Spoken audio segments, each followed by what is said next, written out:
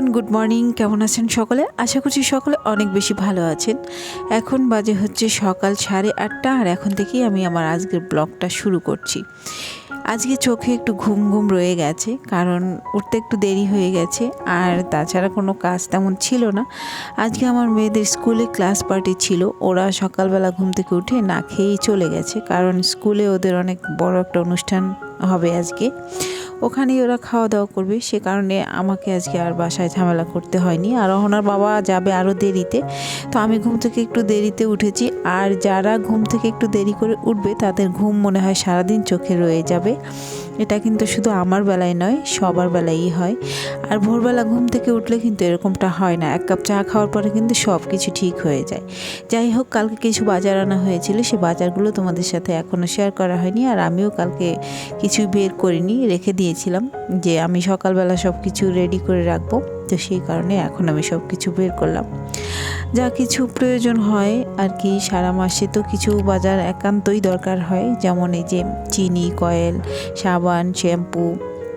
আর আমাদের green tea শেষ হয়ে গেছিলো, সেটাই নিয়ে এসেছে। আর সুগার ফ্রি, আমি আর আমার হাজব্যান্ড খাই, চিনি খাই না, তো সেই কারণে হচ্ছে সুগার ফ্রিটা আনা হয়েছে। তো যাই হোক, এই কাজগুলো সারা পরে আমি কিন্তু রুটি করেছিলাম। রুটি খাওয়া দাওয়ার পরে দুপুরের রান্নাটা কিন্তু আমি একবারে করছিলাম। আর এই যে দেখতে পাচ্ছেন ছোট মাছ, মানে গুঁড়া মাছ নিয়ে এসেছিলাম বাড়ি থেকে। তো সেই মাছ দিয়ে হচ্ছে লাউয়ের ছোকলা আর কি, যেটা ছোবা বলি আমরা, সেটা আমি কুচিয়ে ভেজে নিচ্ছি আর কি। এটা খেতে অনেক ভালো লাগে। আর এই শীতকালীন সবজি আসলে কিছুই ফেলা যায় না, সবই খাওয়া হয়। এদিকে আলু দিয়ে ফুলকপি রান্না করছি মেয়েদের জন্য, এটা ওদের পছন্দের খাবার। তো সেই কারণে হচ্ছে ওদের জন্য এটা রান্না করছি, ওরা দুবার খাবে। একটা ফুলকপি নিয়েছি আর সাথে আলু নিয়েছি। তো এই জন্যই হচ্ছে ওদের জন্য এই সবজিটা রান্না করা হচ্ছে। আর আমাদের জন্য হচ্ছে বেগুন রান্না করব। আর সাথে তো ভাজি রয়েছে, তোমরা দেখলে।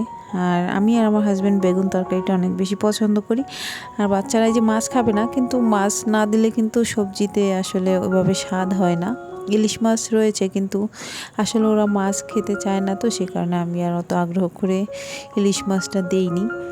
কোনো রকম আর কি ট্যাংরা মাছ দিয়ে রান্না করে দিয়েছি, মাছটা বেছে আমাকেই খেতে হবে। আর এদিকে বেগুন রান্না করছি, সাথে বান মাছ নিয়েছি, আর হচ্ছে রয়না মাছ নিব আর কি, ভেজে রেখে দিয়েছি, এখন অ্যাড করে দিয়ে দেব। সব ধরনের মশলা কিন্তু ব্যবহার করেছি, সবজিতে যে সব মশলা ব্যবহার করা হয়, পেঁয়াজ, রসুন, কাঁচামরিচ, শুকনো মরিচের গুঁড়া, আর হচ্ছে জিরা গুঁড়া দিয়ে দিয়েছি। তো এই যে দেখুন, ভালোভাবে কষিয়ে মাছটা বসিয়ে দিয়েছি।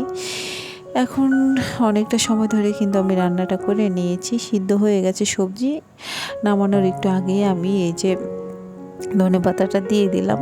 আর শীতকালীন সবজি তো খেতে এমনিতেও অনেক মজা হয়, সবাই জানেন, এটা কাউকে বলার কিছু নেই। আর এই মাছটা আমার খুব ফেভারিট, বান মাছ, আর দেশ থেকে আনা হয়েছে। তো এই মাছগুলো অনেক টাটকা এবং খুব ভালো, বাজে কোনো গন্ধ নেই। আর ঢাকা থেকে যে মাছগুলো আসলে কেনা হয়, এই মাছে একটা বাজে রকমের গন্ধ আসে, তো খাওয়া খুব কঠিন হয়ে যায়। কিন্তু গ্রাম থেকে কিছু আনলে আমি আর কি খুব ভালোভাবে সেটা খাই, একটু ফেলে দেই না।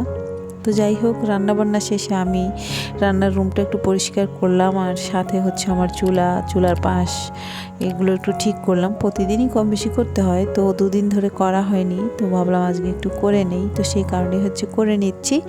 এই কাজগুলো তো আসলে প্রতিনিয়ত না করলে একবার যদি রয়ে যায়, পরে আর করতে ভালো লাগে না। যেমন পরশুদিন করা হয়নি, আর এই যে দুদিন পরে এই অবস্থা হয়েছে। মানে সেদিন আমি তো রান্না করে চলে গিয়েছিলাম, এসে পরের দিন করা হয়নি। আর এই যে ফাইনালি আজকে কাজটা করলাম আর কি। তোমরা তো জানো আমি তো একটু বাড়িতে গিয়েছিলাম, তো একদিন মাঝে চলে গেছে, আলসেমি ধরেছিল, তো সে কারণে হচ্ছে আজকে করে নিলাম কাজটা। তো এই তো হয়ে গেছে আমার চুলা পরিষ্কার করা। ওদিকে ওভেনটা উপরে ছিল, সেটাকে আজকে নামিয়েছি। শীতকালে এসে গেছে, মাঝে মাঝে বিস্কিট, তোমার রুটি, মাঝে মাঝে হচ্ছে তোমার কেক তৈরি করে খাওয়া হবে, তো সেই জন্য নামিয়ে নিয়েছি নিচে। এটা তাকের উপরে রেখেছিলাম যখন এখান থেকে ওয়ারড্রোবটা সরিয়েছি, তো তারপর থেকে তাকের উপর রেখে দিয়েছিলাম, জায়গা শর্ট ছিল, কিন্তু এখন তো মাঝে মাঝে লাগবে।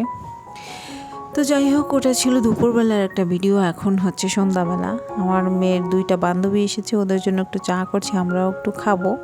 ওই মানে একটু বেশি করে করলাম, ইচ্ছে করছিল হঠাৎ খেতে দুধ চা, যদিও খুব একটা খাওয়া হয় না, খুব একটা নয়, আমি আসলে খাই না, রং চা খাওয়া হয় বেশি।